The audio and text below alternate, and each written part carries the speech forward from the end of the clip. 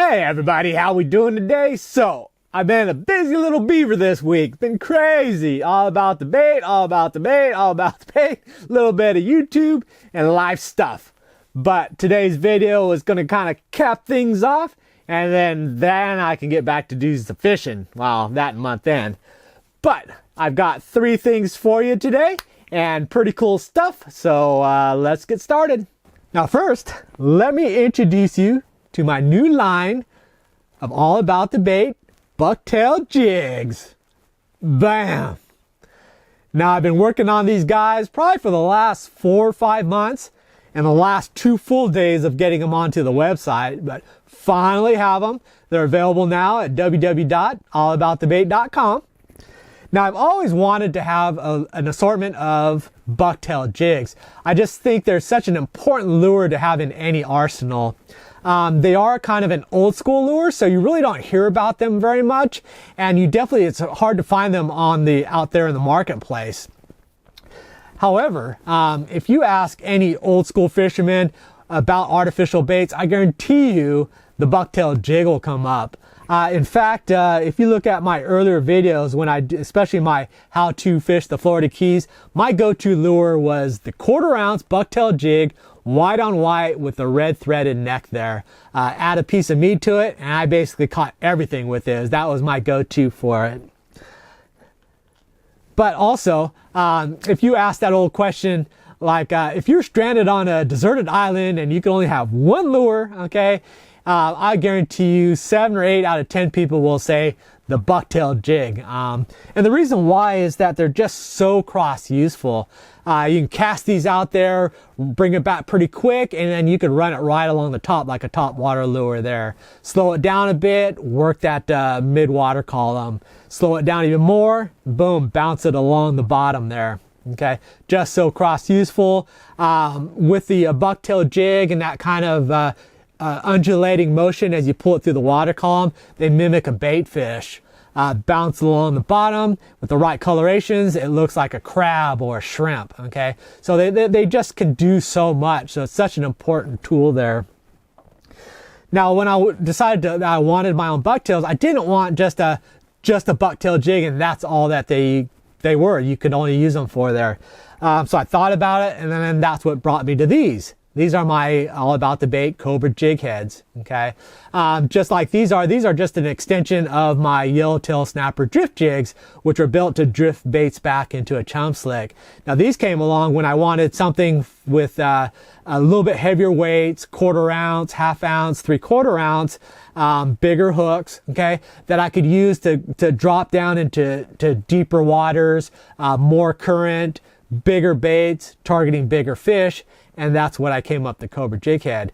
But again, I didn't want them to be single usage. So when I designed them with these bait prongs on them.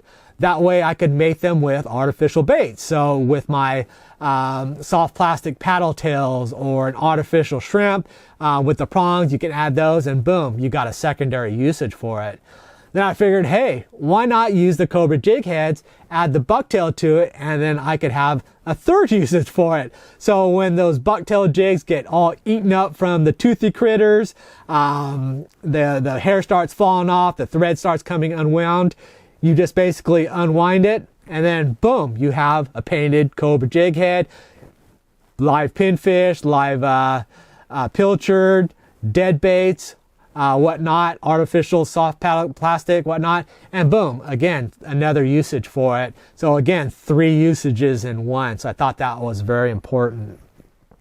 Now I've been going and building these things, like I said, for about the last 4 or 5 months. And in the meantime, I've been adding little snippets to my videos on the process there, a lot of changes. So I think I'm actually on 4.0 or 5.0 on the samples.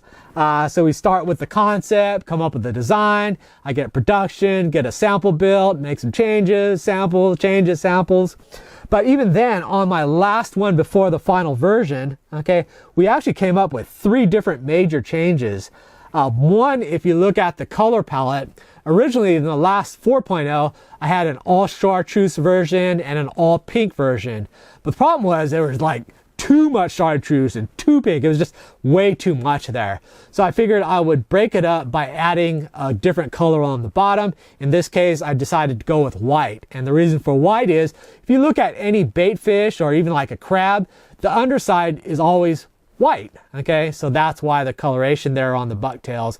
But that also carries over on the jig head. So you have the coloration on the top and then white on the bottom, so it matches there. So that coloration was an important change there. Next, we probably see it better on the brown, but I added flash to them. And what flash is basically just sparkly thread. I just added a couple threads on both sides in the color middle of the body line there, just to give a little bit of a sparkle to the baits. And I think they made a really good impact to all of the bucktails there. So that was a good change. And third and finally was actually to the design build part of it. With the bucktail jig, the action comes from the undulation, okay, that breathing action as you pull it through the water. Now, in order to get that, okay, when you build a jig head to use the bucktails, mostly you have the jig head and it comes down to a neck, and right at the end of the neck where it gets to the hook, there's just basically a flare, or looks like an O-ring, or just a rise right at the edge there. And that part is very important, okay? If you didn't have that and you laid down the thread, the hair onto the base there, you tie it down, you would just have basically just a pack of hair just sticking, like just jumbled up there. It looked like you're attaching a straw to it, and you wouldn't have very good action to it. Okay, by having that collar there, or that flare there, you add the thread, then you tighten up the hair with a thread right up against it. It basically flares out that hair, and that's how you get that action. Now with my Cobra jig heads, I had the prongs, and that would do a good job of flaring it in those two sections, but not on the sides. So in order to fix that, what we decided to do is right up against the two flares there, we added a bunch of turns of thread and really built it up and made our own thread collar. Then we added the hair, tied it down, and then boom, we had the nice undulating bucktail. So that was the third fix to get these just right there. So final version, super happy there. So definitely check them out. I will be doing a future video specifically about these, on how to rig them, how to use them, the best circumstances, the different species to target with these, and so forth. So those will be coming up later. This is just kind of an introduction, so definitely go check them out. And number 2, it's all about the face masks.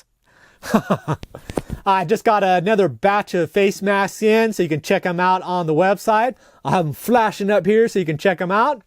This is actually coming from a new company that I'm going to be testing out. So I just got a bunch of samples there to just test drive it. But I actually created a larger order, so I should start seeing them in the next couple of weeks, I think. Actually got 2 big orders coming in.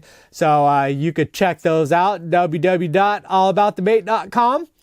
And third, okay, a big thank you to my March Patreon supporters. You should see a list scrolling here, a bunch of names. Those are also my product testers, who I am going to be sending samples of the new bucktail jigs. I think I'm going to be sending definitely the 1/4 ounce white and the brown. Those are my main go-tos there. And then you'll get one of the 1/2 ounce and one of the 3/4 ounce. And I'll give you one of the chartreuse and one of the pink, so you could check those out firsthand. Just a heads up, basically I have 10 people that I'll just randomly pick out of my list of Patreon supporters, $5 or higher, and send those out to you guys. But then also my $20 and higher Patreon supporters basically just get whatever my product sample for that month is. So you guys will automatically be getting those as well. However, wait, there's more. Okay, although it's not a good thing, but it's not a bad thing. I still have your 2 masks from my February giveaway, which I'm holding on to so I could send them with the bucktails. But wait, there's more. I actually should be getting my April's new item this next week. So I'm going to be sending all 3 of them to my upper end Patreon supporters this next week here. So you're going to get all 3 all in one package. It's going to save me a lot of time and a lot of money shipping costs. So expect those in, probably receive them end of next week or the beginning of the next week. You'll be checking your mailboxes. But always want to say a huge thank you to my Patreon supporters. They're the ones that not only watch my videos, which is a big support there, but they crack open that wallet, they make it rain, throwing those cash out there, helping me to improve the channel, keep up with the lost, corroded, broken stuff that I inherit just making the videos, and also for helping me to get new products in, okay? Investing into the AllAboutTheBait.com web store in my company. So a huge thank you to you guys. If you're interested in joining, check the description. There's links in there that'll take you to the website and you can check that out. But otherwise, let's get to some fishing, finally. It's been a real busy week. The All About the Bait store is just cranking this month, just cranking. Unbelievable how busy I've been. But we got some good weather coming up, so I'll definitely be getting out. I'm going to be getting out of self-quarantining and probably doing some fishing on some buddies' boats here soon. So check that out as well. But anyways, thanks for watching, and I will see you next video. Bye.